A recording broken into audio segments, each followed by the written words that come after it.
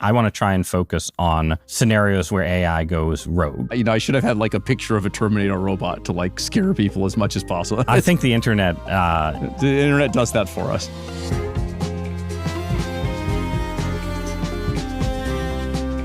Are the lords of artificial intelligence on the side of the human race? My prediction is that there'll be more robots than people. The physical and the digital worlds should really be fully blended. I don't think the world has really had the humanoid robots moment yet. It's going to feel very sci-fi. That's the core question I had for this week's guest. He's the head of Anthropic, one of the fastest growing AI companies. Anthropic is estimated to be worth nearly $350 billion.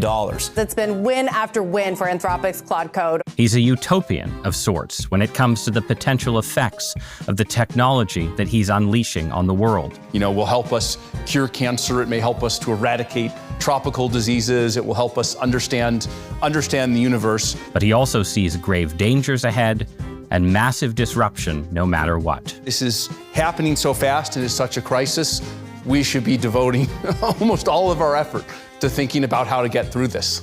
Dario Amodei, welcome to Interesting Times. Thank you for having me, Ross. Thank you for being here. So you are, rather unusually, maybe for a tech CEO, an essayist. You have written 2 long, very interesting essays about the promise and the peril of artificial intelligence. And we're going to talk about the perils in this conversation, but I thought it would be good to start with the promise and with the optimistic vision, indeed, I would say the utopian vision that you laid out a couple of years ago in an essay entitled Machines of Loving Grace, which we'll come back to that title, I think, at the end. But I think a lot of people encounter AI news through headlines predicting a bloodbath for white-collar jobs, these kinds of things. Sometimes your own quotes Sometimes my own quotes, yes. Have encouraged these things. And I think there's a commonplace sense of what is AI for that people have. So why don't you answer that question to start out? If everything goes amazingly in the next 5 or 10 years, what is AI for? Yeah, so, I think for a little background, before I worked in AI, before I worked in tech at all, I was a biologist. I first worked on computational neuroscience, and then I worked at Stanford Medical School on finding protein biomarkers for cancer, on trying to improve diagnostics and curing cancer. And one of the observations that I most had when I worked in that field was the incredible complexity of it. Each protein has a level localized within each cell. It's not enough to measure the level within the body or the level within each cell. You have to measure the level in a particular part of the cell and the other proteins that it's interacting with or complexing with. And I had this sense of, man, this is too complicated for humans. We're making progress on all these problems of biology and medicine, but we're making progress relatively slowly. And so what drew me to the field of AI was this idea that, could we make progress more quickly? Look, we've been trying to apply AI and machine learning techniques to biology for a long time. Typically, they've been for analyzing data. But as AI gets really powerful, I think we should actually think about it differently. We should think of AI as doing the job of the biologist, right? Doing the whole thing from end to end. And part of that involves, proposing experiments, coming up with new techniques. I have this section where I say, look, a lot of the progress in biology has been driven by this relatively small number of insights that lets us measure or get at or intervene in the stuff that's really small. You look at a lot of these techniques, they're invented very much as a matter of serendipity, right? CRISPR, which is, one of these gene editing technologies, was invented because someone went to a lecture on the bacterial immune system and connected that to the work they were doing on gene therapy. And that connection could have been made 30 years ago. And so the thought is, could AI accelerate all of this? And could we really cure cancer? Could we really cure Alzheimer's disease? Could we really cure, heart disease? and you know, more subtly, some of the more psychological afflictions that people have, you know, depression, bipolar, you know, could we do something about these to the extent that they're biologically based, which, you know, I think they are, at least in part. So, you know, I go through this argument here, well, how fast could it go, right? If we have these intelligences out there who could do just about anything. And I want to pause you there, because one of the interesting things about your framing in that essay, and you've sort of returned to it, is that these intelligences don't have to be, right, the kind of maximal godlike superintelligence that comes up in AI debates. You're basically saying if we can achieve a strong intelligence at the level of sort of peak human performance. Peak human performance, and then yes. multiply it, right, to what your phrase is, a country of geniuses. A country, have 100 million of them. Right, 100 million. Maybe each a little trained a little different, or, you know, trying a different problem. There's benefit in diversification and trying things a little differently, but yes. Right, so you don't have to have the full machine god. You just need to have 100 million geniuses. You don't have to have the full machine god. And indeed, there are places where I cast doubt on whether the machine god, you know, would be that much more effective at these things than the 100 million geniuses, right? I have this concept called, you know, the diminishing returns to intelligence, right? Which is, you know, there's like, you know, economists talk about, you know, the marginal productivity of land and labor. We've never thought about the marginal productivity of intelligence, but if I look at some of these problems in biology, like at some level, you just have to interact with the world. At some level, you just have to try things. At some level, you just have to comply with the laws or change the laws on you know, getting medicines through the regulatory system. So there's a finite rate at which these changes can happen. Now, there are some domains, like if you're playing chess or Go, where you know, the intelligence ceiling is extremely high. But I think the real world has a lot of limiters. So maybe you can go above the genius level, but you know, sometimes I think all this discussion of like, you know, could you use a moon of computation to make an AI god, you know, they're a little bit sensationalistic and kind of besides the point, even as I think this will be the biggest thing that ever happened to humanity. Right. And so you have, so keeping it concrete, you have a world where there's just an end to cancer as a serious threat to human life, an end to heart disease, an end to most of the illnesses that we experience that kill us, possible life extension beyond that. So that's health. That's a pretty positive vision. Yeah. Then talk about economics and wealth. What happens in the 5 to 10 year AI takeoff to wealth? Yeah. So again, let's keep it on the positive side, because Yes. there'll be plenty. We'll get to the negative side. But you know, we're already working with pharma companies. We're already working with you know financial industry companies. We're already working with you know folks who do manufacturing. We're of course I think especially known for coding and software engineering. So just the raw productivity, the ability to like make stuff and get stuff done, that is very powerful. And we see our company's revenue going up 10x a year, and we suspect the wider industry looks something similar to that.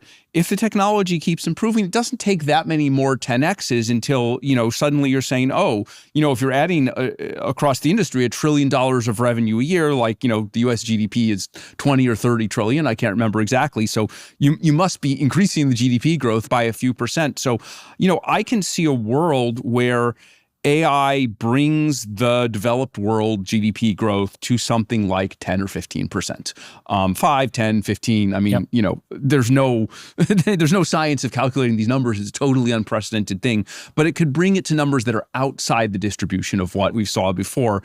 And again, I think this will lead to a weird world, right? We have all these debates about the deficit is growing.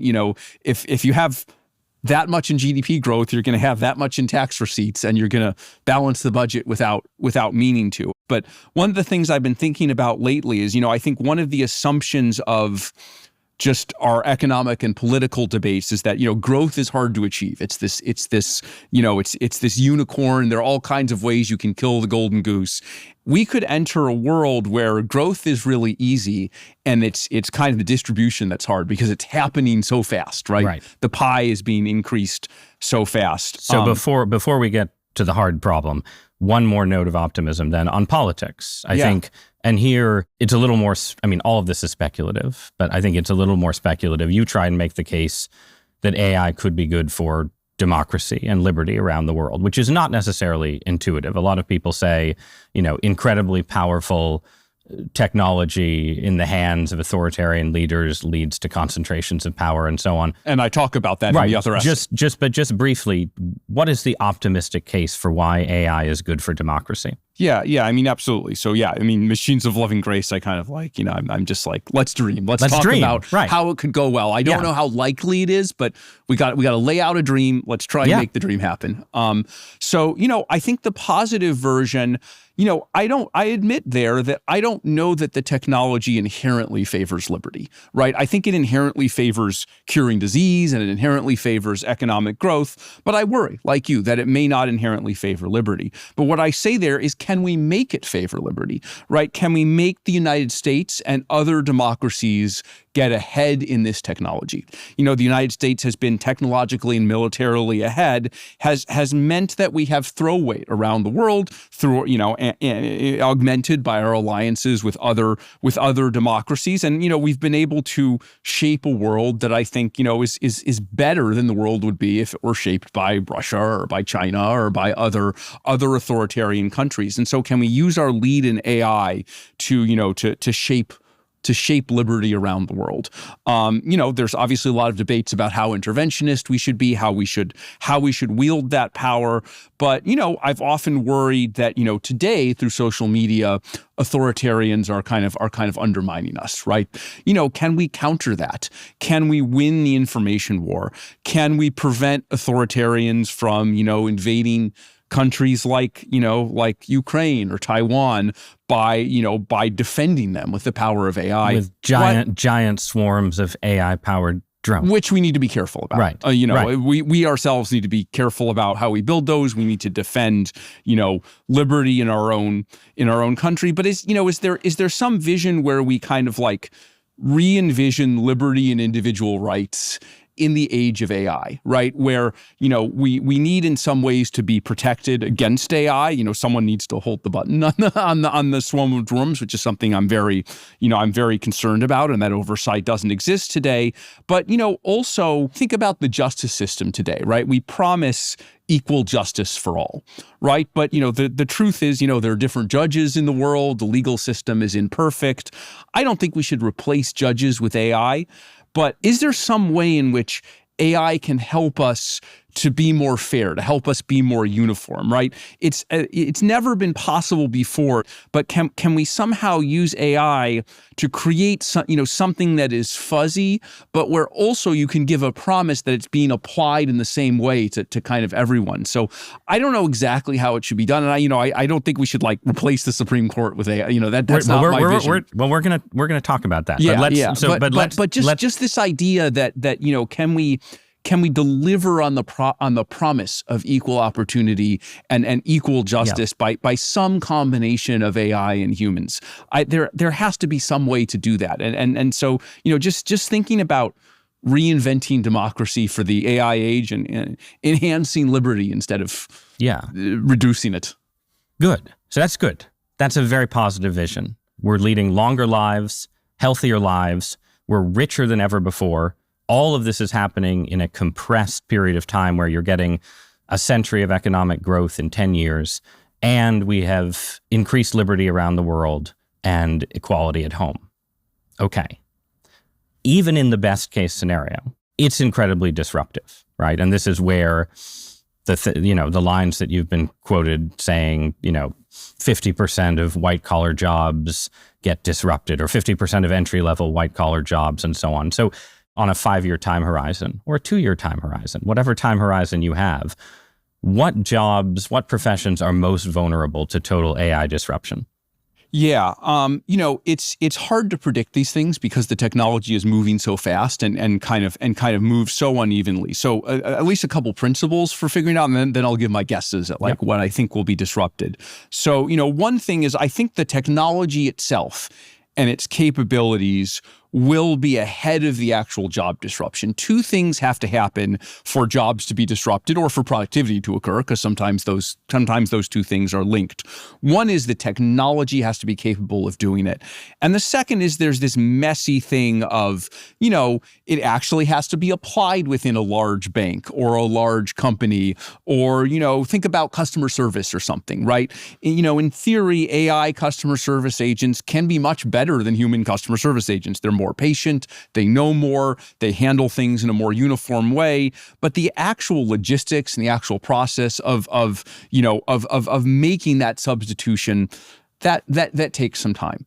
So I'm very bullish about the kind of the direction of the AI itself. I think we might have that country of geniuses in a data center in 1 or 2 years. Maybe it'll be 5, but it could happen very fast. But I think the diffusion to the economy is going to be a little slower, and that diffusion creates some unpredictability. So an example of this is, and we've seen within Anthropic, the models writing code has gone very fast. I don't think it's because the models are inherently better at code. I think it's because developers are used to fast technological change and they adopt things quickly. They're very socially adjacent to the AI world, so they pay attention to what's happening in it. If you do customer service or banking or manufacturing, the distance is a little greater. And so I think 6 months ago, I would have said the first thing to be disrupted is, these kind of entry level white collar jobs like, data entry or, kind of document review for law, or kind of, the things you would give to a first year at a financial industry company where you're analyzing documents. And I still think those are going pretty fast. But I actually think software might go even faster because of the reasons that I gave, where I don't think we're that far from the models being able to do a lot of it end to end. And what we're going to see is, first, the model only does a piece of what the human software engineer does, and that increases their productivity. Then even when the models do everything that human software engineers used to do, the human software engineers kind of take a step up and, they act as managers and supervise the systems. And so this is where the term centaur gets used, right? Yes. To describe essentially like man and horse fused AI and engineer working together. Yeah, right? This is like centaur chess. So after I think Garry Kasparov was beaten by Deep Blue, there was an era that I think for chess was 15 or 20 years long, where a human checking the output of the AI playing chess was able to defeat any human or any AI system alone. That era at some point ended. And then it's just recently, and just then the it's AI. just the machine. Yep. And so my worry, of course, is about that last phase. So I think we're already in our centaur phase for software. And I think during that centaur phase, if anything, the demand for software engineers may go up, but the period may be very brief. And so, I have this concern for entry-level white-collar work, for software engineering work. It's just going to be a big disruption. I think my worry is just that it's all happening so fast, right? People talk about previous disruptions, right? They say, oh yeah, well, we used to be farmers, then we all, worked in industry, then we all did knowledge work. Yeah, people adapted. That happened over centuries or decades. Right. This is happening over low single-digit numbers of years. And maybe that's my concern there. How do we get people to adapt fast enough? But is there also something maybe where industries like software and professions like coding that have this kind of comfort that you describe move faster, but in other areas, people just want to hang out in the centaur phase? So one of the critiques of the job loss hypothesis people will say, well, look, we've had AI that's better at reading a scan than a radiologist for a while. But there isn't job loss in radiology. People keep being hired and employed as radiologists. And doesn't that suggest that in the end, people will want the AI and they'll want a human to interpret it because we're human beings? And that will be true across other fields. Like how do you see that example as relevant? I think it's going to be pretty heterogeneous. There may be areas where a human touch, kind of for its own sake, is particularly important.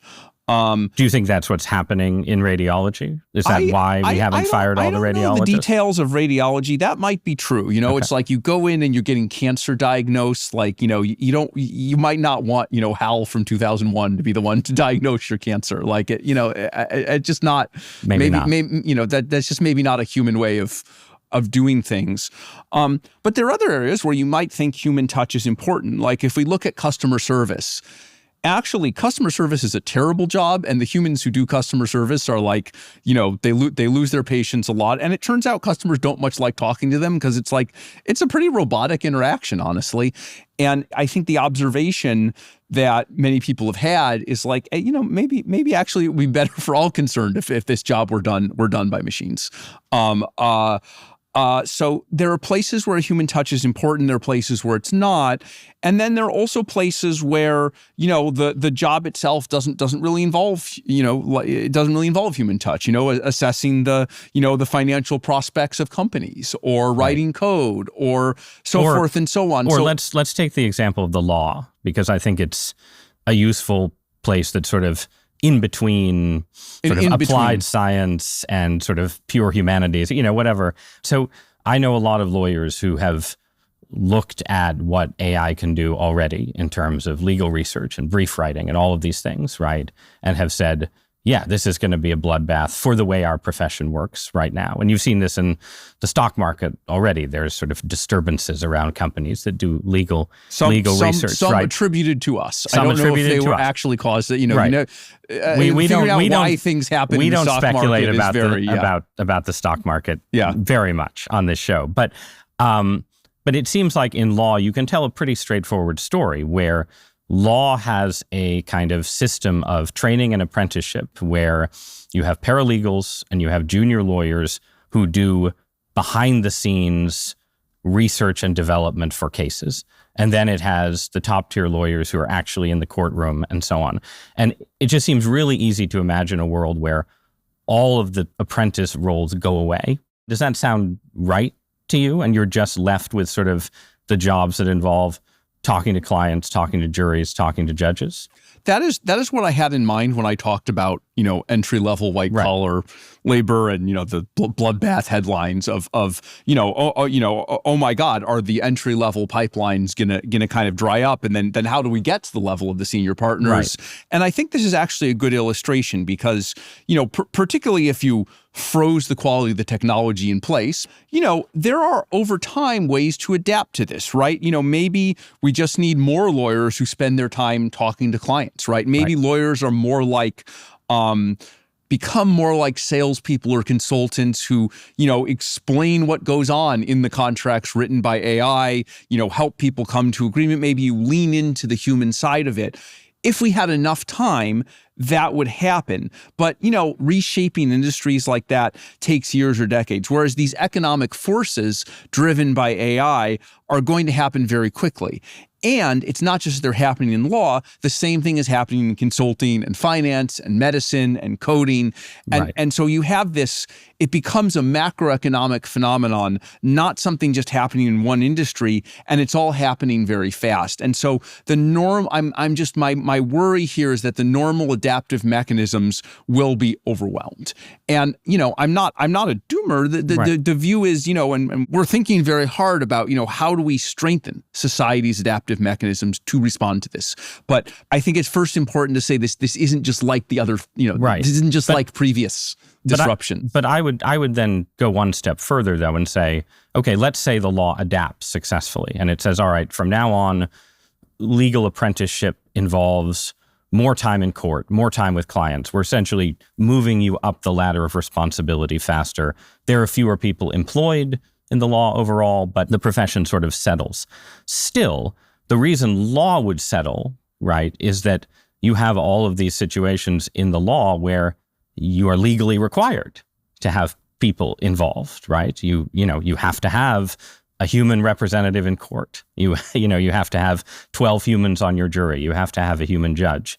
And you already mentioned the idea that there are various ways in which AI might be, let's say, very helpful at clarifying what kind of decision should be reached. Yes. But that too seems like a scenario where what preserves human agency is law and custom.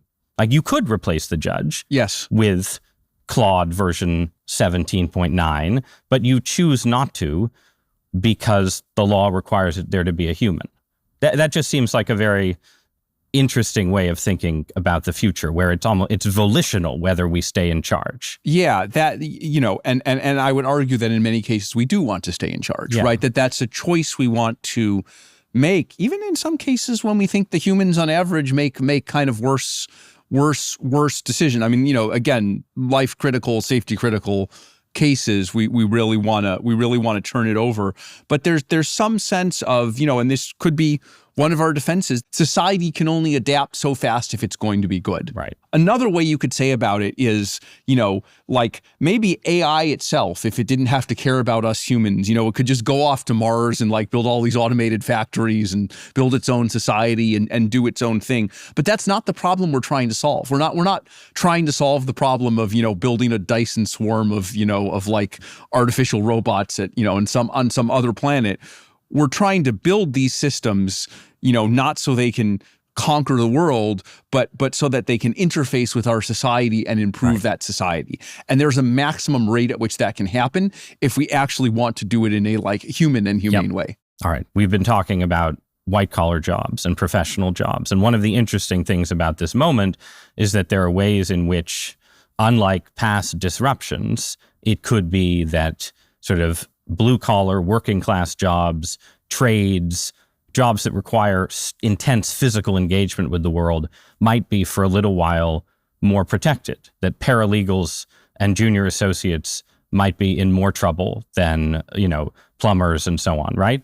One, do you think that's right? And two, it seems like how long that lasts depends entirely on how fast robotics advances, right? Yeah, I think that may be right in the short term.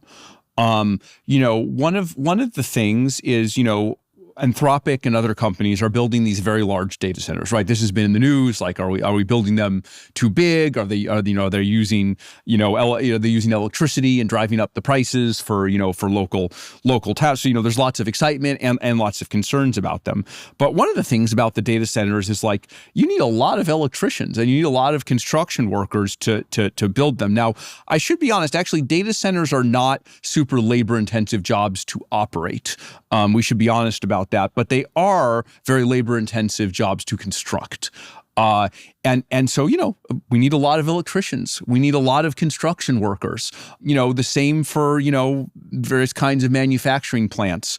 Again, as kind of all more and more of the intellectual work is done by AI, what are the complements to it? Things that happen in the physical world. So I think this kind of seems very, it's hard to predict things, but like it seems very logical that this would be true in the short run. Now, in the longer run, maybe just the slightly longer run, robotics is advancing quickly. And, we shouldn't exclude that even without very powerful AI, there are things being automated in the physical world. If you've seen a Waymo or a Tesla recently, I think we're not that far from the world of self-driving cars. And then I think AI itself will accelerate it, because if you have these really smart, brains, one of the things they're going to be smart at is how do you design better robots and how do you operate better robots. Do you think that, though, that there is something distinctively difficult about operating in physical reality the way humans do that is very different from the kind of problems that AI models have been overcoming already? Intellectually speaking, I don't think so. We had this thing where Anthropic's model, Claude, was actually used to pilot the Mars rover. It was used to like plan and pilot the Mars rover. And we've looked at like other robotics applications. We're not the only company that's doing, there are like different companies that are, this is a general thing, not just something that we're doing. But we have generally found that while the complexity is higher, piloting a robot it's not different in kind than playing a video game. It's different in complexity. And we're starting to get to the point where we have that complexity. Now, what is hard is the physical form of the robot handling the higher stakes safety issues that happen with robots. Like, you don't want robots literally crushing people, right? That's the oldest, we're against that. Oldest sci-fi trope in the book is like or the you robot, don't want the robot nanny crushes you, dropping the baby, breaking the dishes. Exactly. There's a number of practical issues that will slow, just like what you described in the law and in human custom. There are these kind of safety issues that will slow things down. But I don't believe at all that there is some kind of fundamental difference between the kind of cognitive labor that AI models do and piloting things in the physical world. I think those are both information problems, and I think they end up being very similar. One can be more complex in some ways, but I don't think that will protect us here. Okay, so you think it is reasonable to expect the kind of whatever your sci-fi vision of a robot butler might be to be a reality in 10 years, let's say. It will be on a longer time scale than, the kind of genius level intelligence of the AI models because of these practical issues, but it is only practical issues. I don't believe it is fundamental issues. I think one way to say it is that the brain of the robot will be made in the next couple years or the next few years. The question is making the robot body, making sure that body operates safely and does the tasks it needs to do. That may take longer. Okay. So these are challenges and disruptive forces that exist in the good timeline, in the timeline where we are generally curing diseases, building wealth, and maintaining a stable and democratic world. And the hope is we can use all this enormous wealth and plenty. Right. We will have unprecedented societal resources to like address these problems. Right. It'll be a time of plenty, and it's just a matter of taking all these wonders and making sure everyone benefits from them. Right. But then there are also scenarios that are more dangerous. Right. Correct. And so here we're going to move to the second Amodei essay, which came out recently, called The Adolescence of Technology, that is about what you see as the most serious AI risks. And you list a whole bunch. I want to try and focus on just two, which are basically the risk of human misuse primarily by authoritarian regimes and governments, and scenarios where AI goes rogue. What do you call autonomy risks? Yes. Right. I just figured we should have a more technical term for it. I'm not a then we can't just call it Skynet. I should have had like a picture of a Terminator robot to like scare people as much as possible. I think the internet, including your own AIs, are already generating that. The internet does that for us just fine. So let's talk about the kind of political military dimension, right? So you say, I'm going to quote, "A swarm of billions of fully automated armed drones, locally controlled by powerful AI, strategically coordinated across the world by even more powerful AI, could be an unbeatable army." And you've already talked a little bit about how you think that in the best possible timeline, there's a world where essentially democracies stay ahead of dictatorships, and this kind of technology, therefore, to the extent that it affects world politics, is affecting it on the side of the good guys. I'm curious about why you don't spend more time thinking about the model of what we did in the Cold War, right? Where, it was not swarms of robot drones, but we had a technology that threatened to destroy all of humanity. Weapons, yeah. Right. There was a window where people talked about, the U.S. could maintain a nuclear monopoly. That window closed. And from then on, we basically spent the Cold War in sort of rolling, ongoing negotiations with the Soviet Union. Right now, there's really only two countries in the world that are doing intense AI work, the U.S. and the People's Republic of China.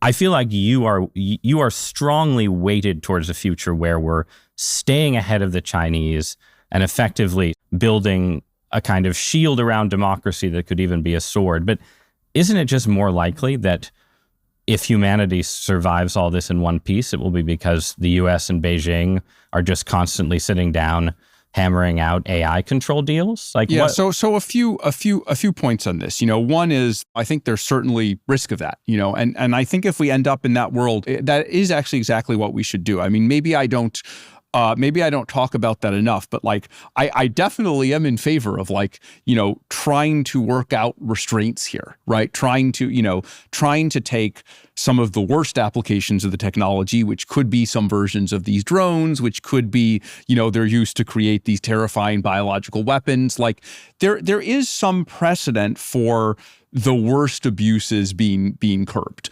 Often because they're horrifying while at the same time they provide kind of limited strategic advantage. So I'm all in favor of that. I'm at the same time, a little concerned and a little skeptical that, when things, kind of directly provide as much power as possible, it's kind of hard to get out of the game, given what's at stake, right? It's hard to fully disarm. If we go back to the Cold War, we were able to reduce the number of missiles that both sides had, but we were not able to entirely forsake nuclear weapons.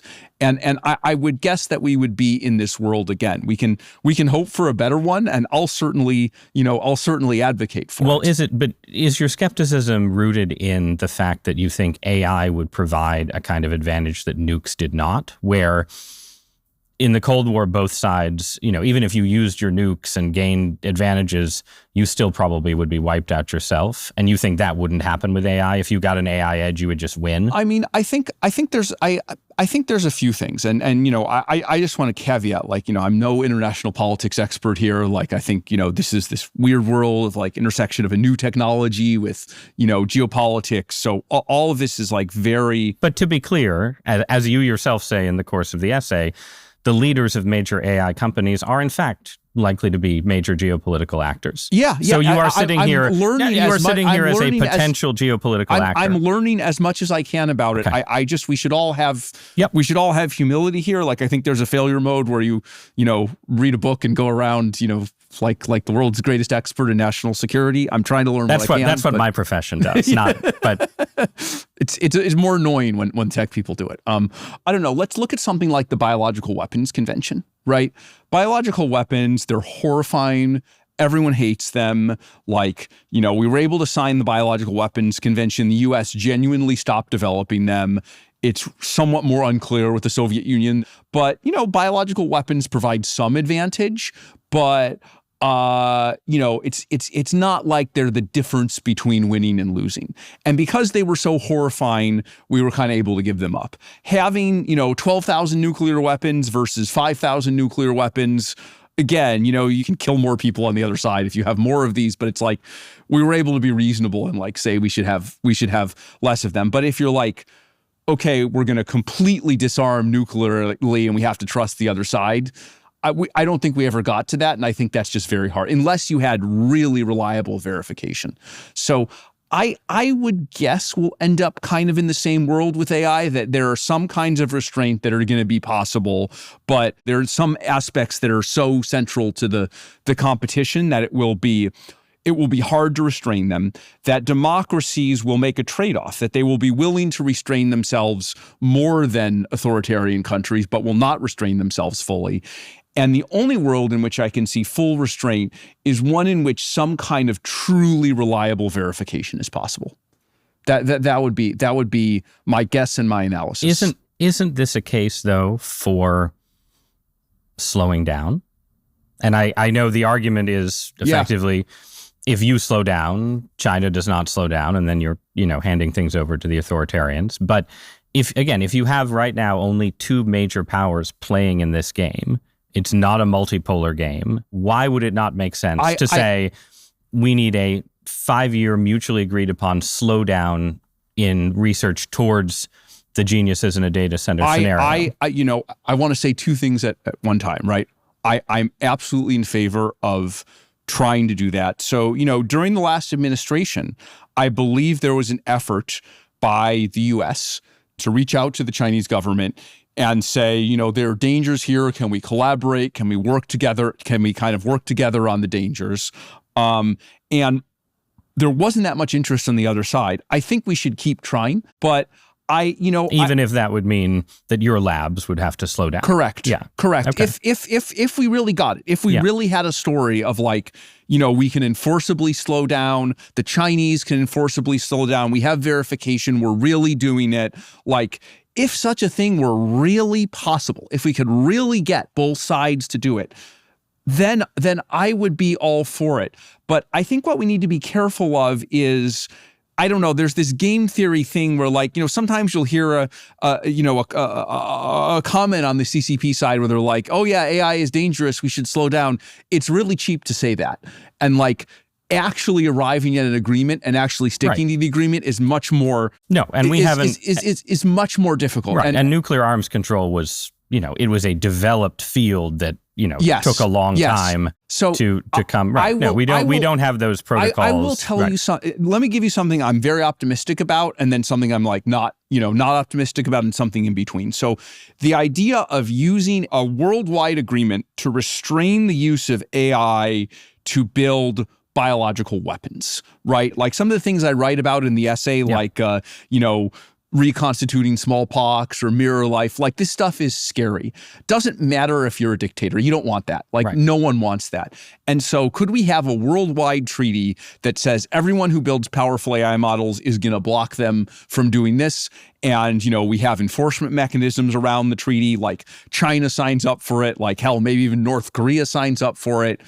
Even Russia signs up for it. I don't think that's too utopian. I think that's possible.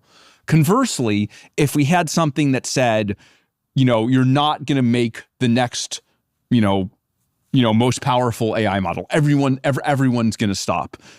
Boy, the commercial value is in the tens of trillions. The military value is like, this is the difference between being the preeminent world power and not. We're proposing it as long as it's not one of these fake out games, but it's not going to happen. What about then, you mentioned the current environment, right? You've had a few skeptical things to say about Donald Trump and his trustworthiness as a political actor. What about the domestic landscape, whether it's Trump or someone else? You are building a tremendously powerful technology. What is the safeguard there to prevent essentially AI becoming a tool of authoritarian takeover inside a democratic context? Yeah, I mean, look, just to be clear, I think the attitude we've taken as a company is very much to be about policies and not the politics, right? That, the company is not going to, say Donald Trump is great or Donald Trump is terrible. Like, But it doesn't have to be Trump. Yeah. It is easy to imagine a hypothetical U.S. president who wants to use your technology. Absolutely. And for example, that's one reason why I'm worried about the autonomous drone swarm, right? So, the constitutional protections in our military structures depend on the idea that there are humans who would, we hope, disobey illegal orders. With fully autonomous weapons, we don't necessarily have those protections.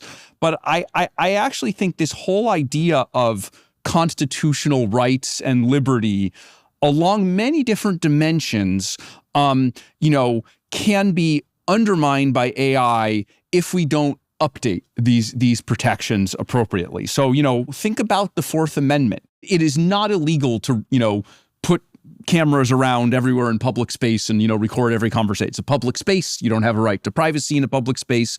But today, the government couldn't record that all and make sense of it. Right. With AI, the ability to transcribe speech, to look through it, correlate it all, you could say, oh, there's this, this person is a member of the opposition. This person is expressing this view, and make a map of all 100 million. And so, are you going to make a mockery of the Fourth Amendment by the technology finding kind of technical ways around it? And so, again, if we had the time, and we should do this, we should try to do this even if we don't have the time.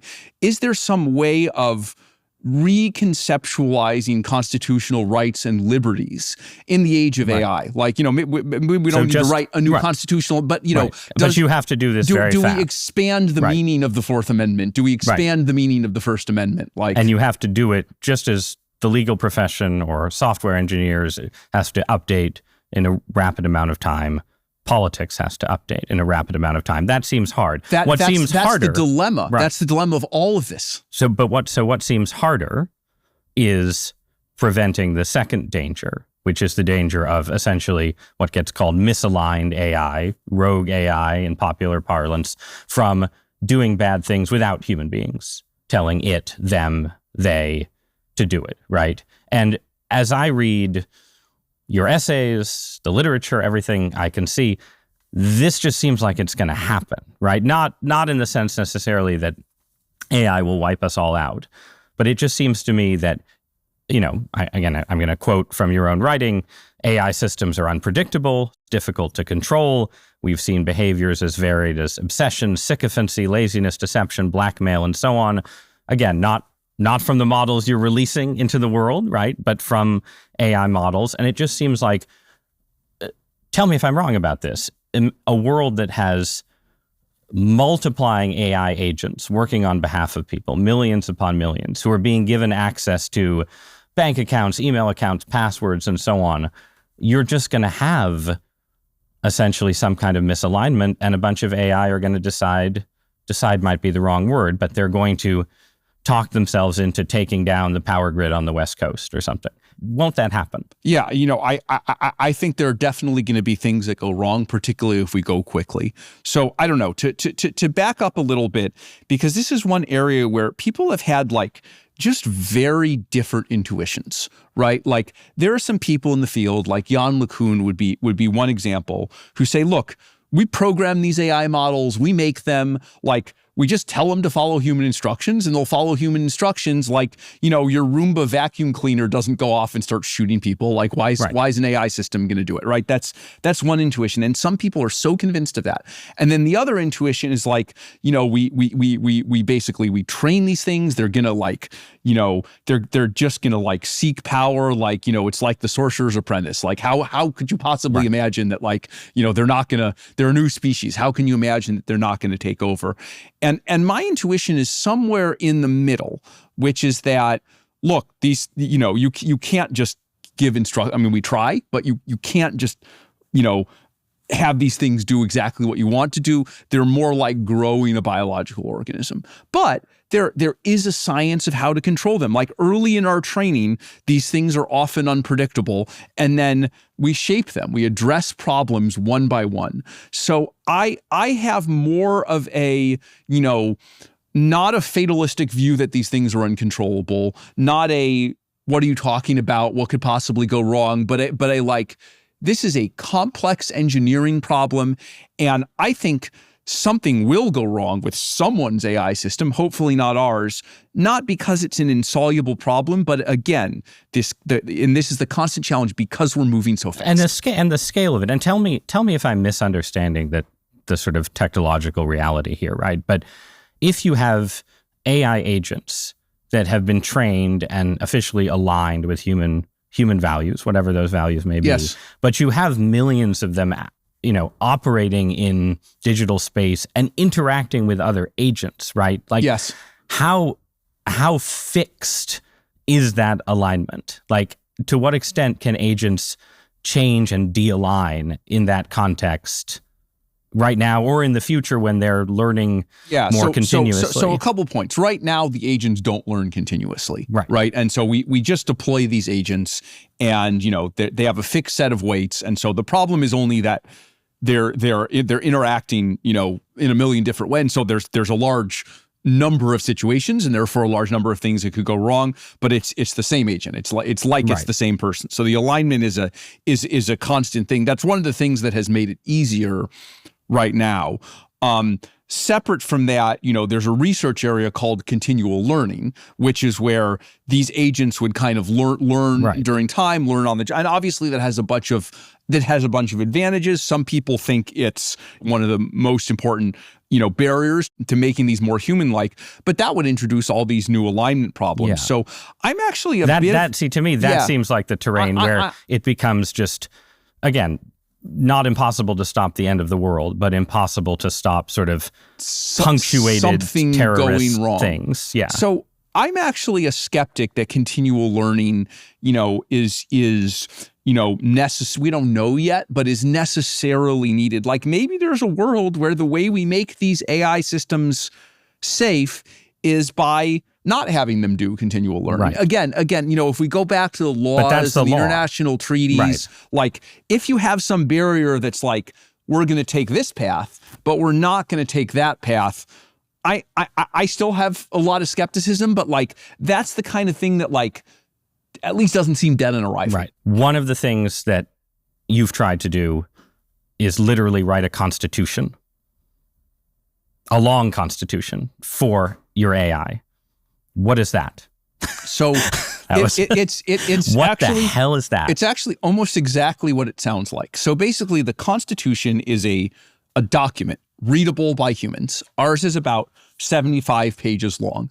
And as we're training Claude, as we're training the AI system, in some large fraction of the tasks we give it, we say, please do this task in line with this Constitution, in line with this document. Yep. And then so every time Claude does a task, it kind of like reads the Constitution. And so as it's training, every loop of its training, it looks at that Constitution and keeps it in mind. And so over time, we reward, and then we have Claude itself, or another copy of Claude, evaluate, hey, did what Claude just do in line with the Constitution? So we're using this document as kind of the control rod in a loop to train the model. And so essentially Claude is an AI model whose fundamental principle is to follow this Constitution. And I think a really interesting lesson we've learned: early versions of the Constitution were very prescriptive. They were very much about rules. So we would say, Claude should not tell the user how to hotwire a car. Claude should not discuss politically sensitive topics. But as we've worked on this for several years, we've come to the conclusion that the most robust way to train these models is to train them at the level of principles and reasons. So now we say, Claude is a model. It's under a contract. Its goal is to serve the interests of the user, but it has to protect third parties. Claude aims to be, helpful, honest, and harmless. Claude aims to consider a wide variety of interests. We tell the model about how the model was trained. We tell it about how it's situated in the world, the job it's trying to do for Anthropic, what Anthropic is aiming to achieve in the world, that it has a duty to be, ethical and respect human life. And we let it derive its rules from that. Now, there are still some hard rules. For example, we tell the model, no matter what you think, don't make biological weapons. No matter what you think, don't make child sexual material. Yep. Those are like these hard rules. But we operate very much at the level of principles.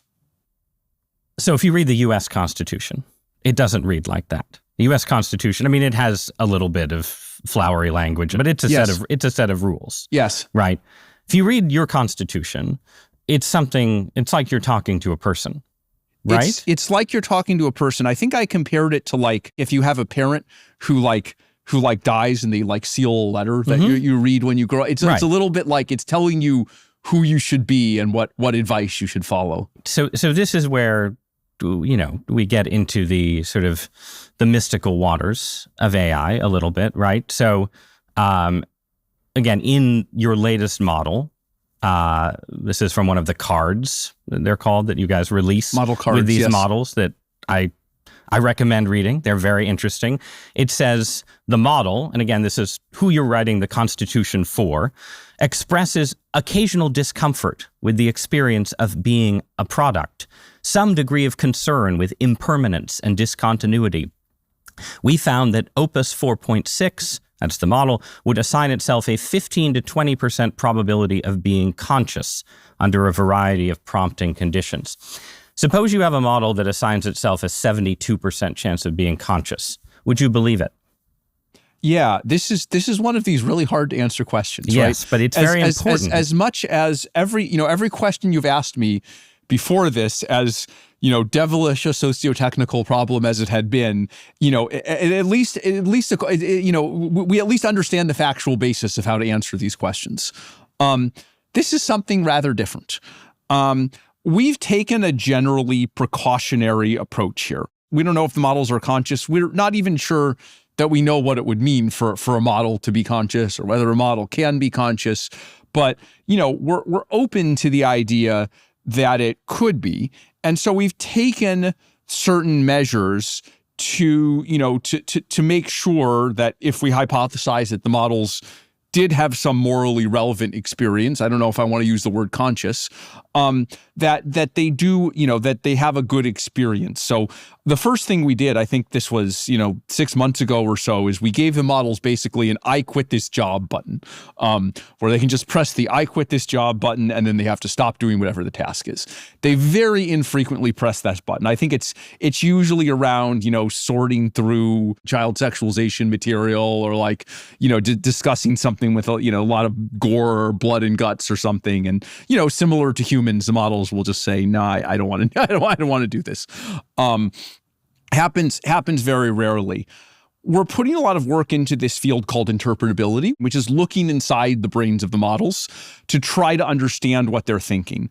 And you find things that are evocative, where there are activations that light up in the models that that we see as being associated with the concept of anxiety or something like that, that when characters experience anxiety in the text, and then when the model itself is in a situation that a human might associate with anxiety, that same anxiety neuron shows up. Now, does that mean the model is experiencing anxiety? That doesn't prove that at all. But it does indicate it, I think, to the user, right? And yes, I would have to do an entirely different interview.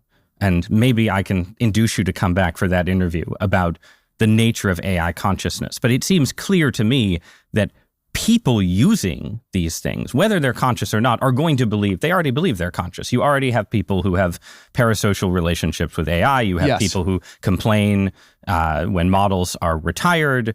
And to be clear, I think that can be unhealthy. Right. But that is, it seems to me, that is guaranteed to increase in a way that I think calls into question the sustainability of what you said earlier you want to sustain, right? Which is this sense that whatever happens in the end, human beings are in charge and AI exists for our purposes, right? To use the science fiction example, if you watch Star Trek, there are AIs on Star Trek. The ship's computer is an AI. Lieutenant Commander Data is an AI. But Jean-Luc Picard is in charge of the Enterprise, right? But if people become fully convinced that their AI is conscious in some way, and guess what? It seems to be, better than them at all kinds of decision making. How do you sustain human mastery beyond safety? Safety is important, but mastery seems like the fundamental question. And it seems like a perception of AI consciousness, doesn't that inevitably undermine the human impulse to stay in charge? Yeah, so I think there's we should separate out a few different things here that we're sort of all trying to achieve at once that are in tension with each other.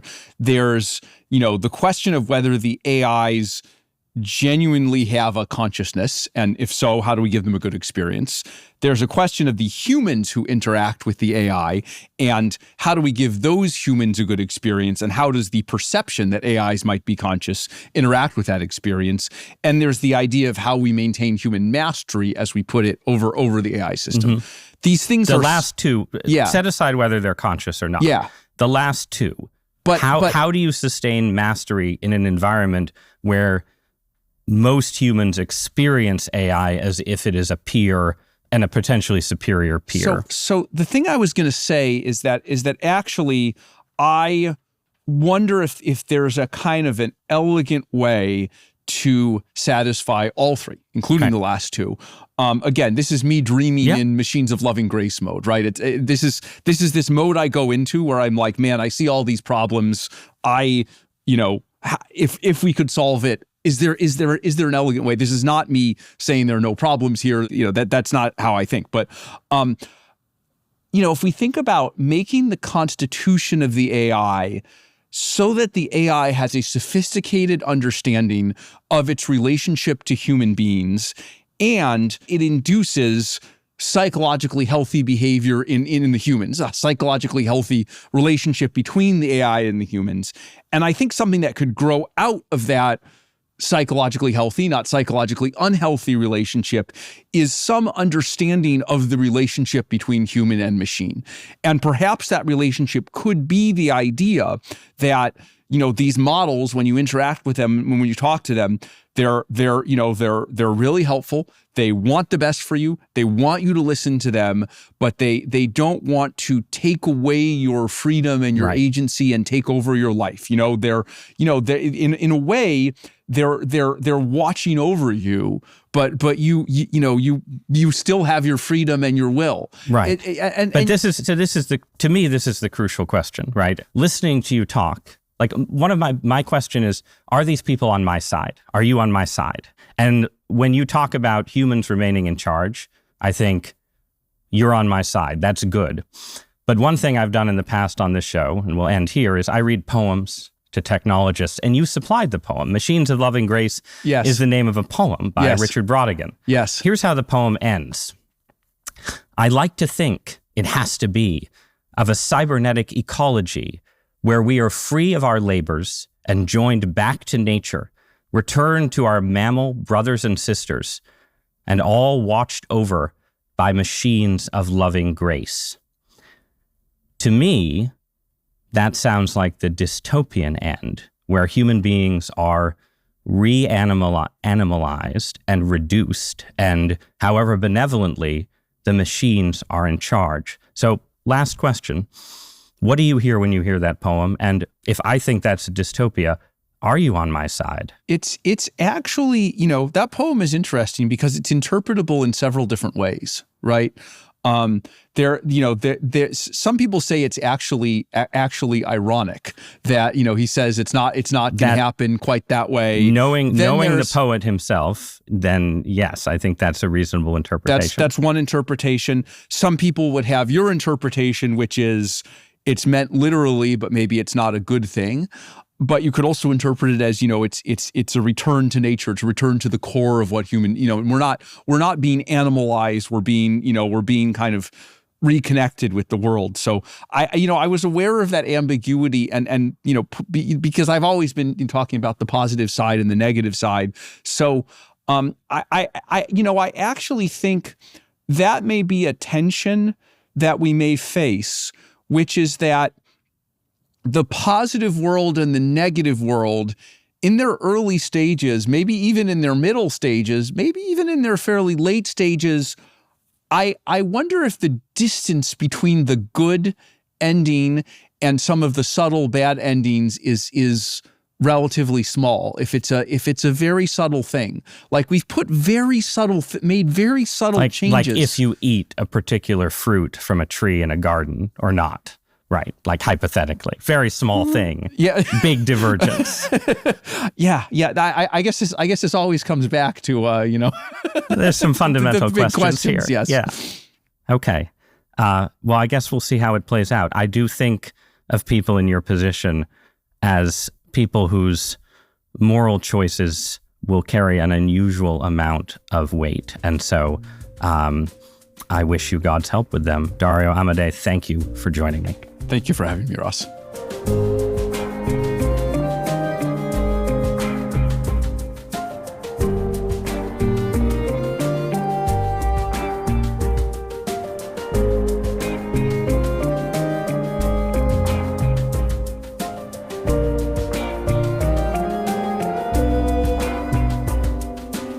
But what if I'm a robot?